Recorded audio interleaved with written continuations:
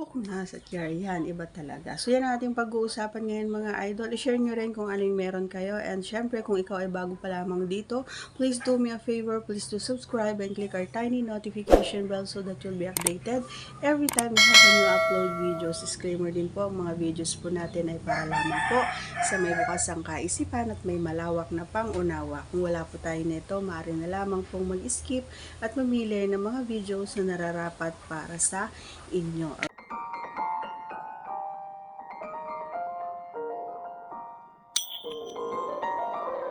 Alright, so ito mga idol, i-share ko lang sa inyo na once in my life ay na-try natin and experience natin kung ano nga ba yung pakiramdam mga idol. So I just wanna share how happy I am and how I am contented noong kumbaga na-experience natin to at super blessed.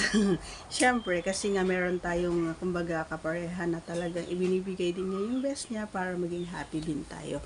So ito yung kumbaga isang way din na isang paraan din na para maiba naman yung place o yung pesto. Para yung place na lang, no? Para maiba naman, hindi laging dito. So kailangan mag-isip din tayo ng ibang place or ibang lugar para naman maiba kumbaga yung ambience and makakadagdag din kumbaga alam mo yung mga naiisip-isip mo pa lang ay pwede mong gawin mga ganon. And syempre kapag naandito tayo doon sa sinabi ko na sa chair talagang especially kapag yung ako yung naandon and siya yung nasa talaga nasa down is kumbaga kakaiba din kasi talagang sumasadyad din talaga siya doon sa pinaka dulong-dulo talaga at nararamdaman natin yung pagkaluskos doon sa pinaka sulok-sulukan. So hindi na alam mo yon yung instead na mararamdaman natin na mag-aas ganon, hindi kasi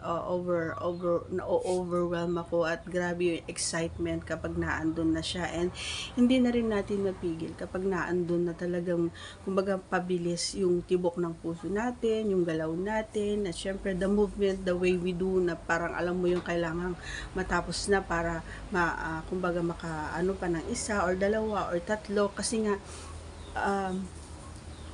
hindi ko sinasabi na kailangan yung tapusin doon sa chair na yon, pero may mga pagkakataon syempre kapag ganun talaga ka alam mo yon yung talagang sumasadyad talaga siya doon sa pinakadulo.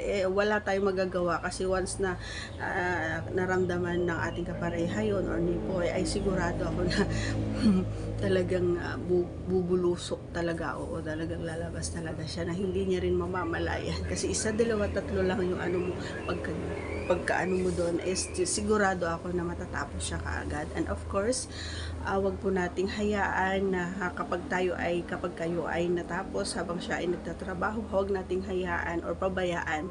Kailangan natin siyang tulungan, kailangan din natin pagalawin yung mga dapat na gumalaw para yung alam mo kung saan siya ganunin or alam mo siya kung saan nakakadagdag sa kanya yung bibigay ng ginet ng kanyang jatawan, gano'n. So ibigay mo rin yung best mo para makahabol siya sa'yo, okay?